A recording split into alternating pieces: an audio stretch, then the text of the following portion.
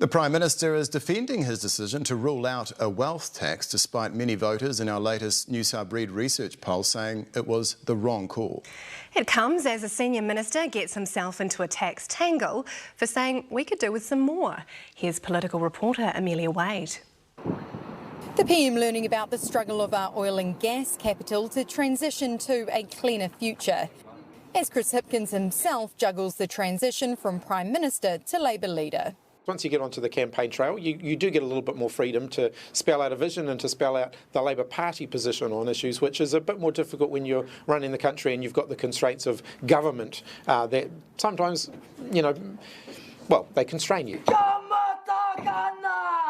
Unconstrained at his mum's old school in Waitara, he was asked why he wanted to keep the top job. One of the best things about being Prime Minister is no days are ever boring because every day is different. There are a few other perks too.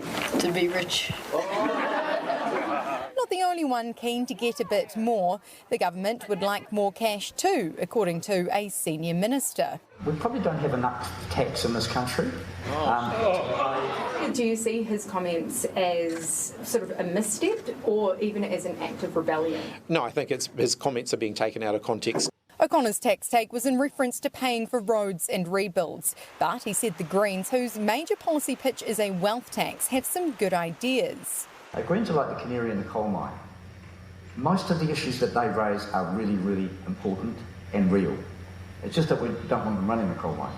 Just underscores again, I think, is the division that sits within that cabinet around taxation policy. We know within the Labour Party there is huge desire for a wealth tax. I've been very clear that we won't be implementing a wealth tax. A captain's call from the saucy roll snuffling Labour leader. The problem is it's quite flaky, which means I'm going to end up sending flakes everywhere. Which voters actually think was a pretty flaky decision. In our latest Newshub research poll, we asked, should Chris Hipkins have ruled out a wealth tax? There were more who said no, 47%, than those who thought Hipkins had made the right call, just 39%.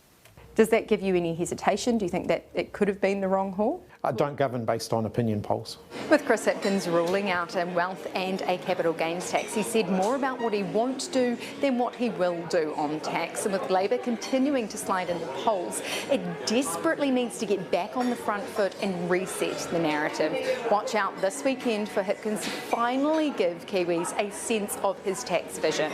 Amelia Wade, Newshub.